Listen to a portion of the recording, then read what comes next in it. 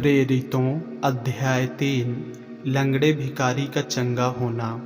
पतरस और यूहन्ना तीसरे पहर मंदिर के समय प्रार्थना में जा रहे थे और लोग एक जन्म के लंगड़े को ला रहे थे, जिसको वे प्रतिदिन मंदिर के उस द्वार पर, जो सुंदर कहलाता है, बैठा देते थे कि वह मंदिर में जाने वालों से भीख मांगे। जब उसने पतरस और यूहन्ना को मंदिर में जाते देखा तो उनसे भीख मांगी। पतरस ने यूहन्ना के साथ उसकी ओर ध्यान से देखकर कहा, हमारी ओर देख।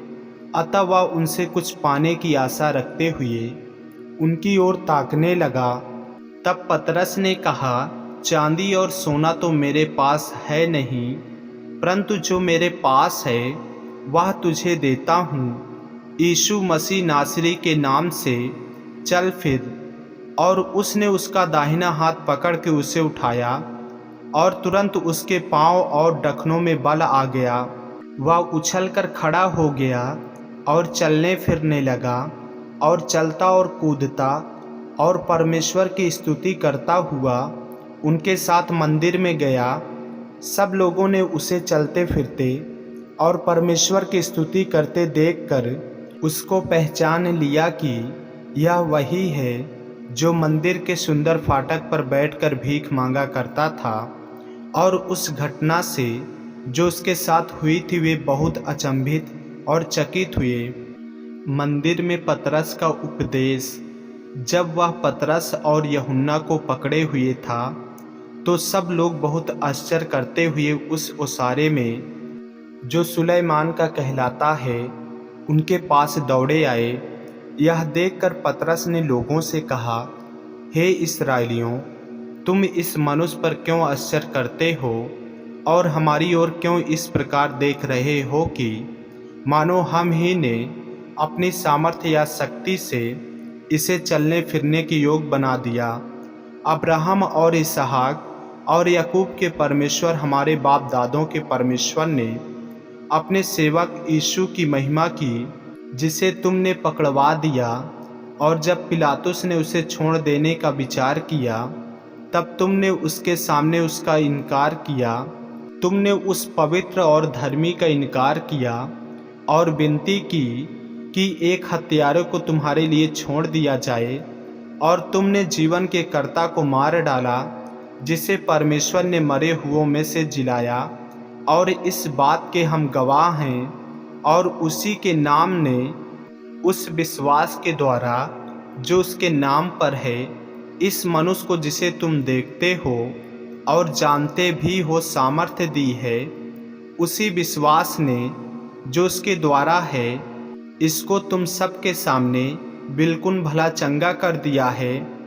अब हे भाइयों, मैं जानता हूँ कि यह काम तुमने अज्ञानता में किया और वैसे ही तुम्हारे सरदारों ने भी किया।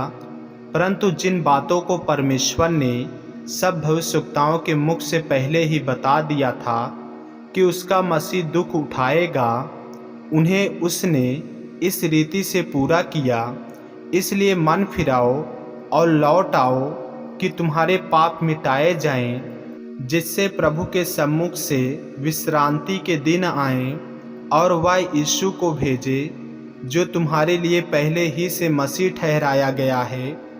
अवश्य है कि वह स्वर्ग में उस समय तक रहे जब तक कि वह सब बातों का सुधार न कर ले, जिसकी चर्चा प्राचीन काल से परमेश्वर ने अपने पवित्र भविष्यवक्ताओं के मुख से की है। जैसे कि मूसा ने कहा, प्रभु परमेश्वर तुम्हारे भाइयों में से तुम्हारे लिए मुझ सा एक भविष्यवक्ता उठाएगा, जो कुछ वह तुमसे कहे उसकी सुनना।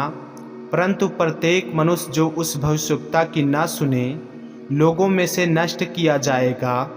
और सामुएल से लेकर उसके बाद वालों तक जितने भविष्यवक्ता बोले, उन सब ने इन दिनों का संदेश दिया है।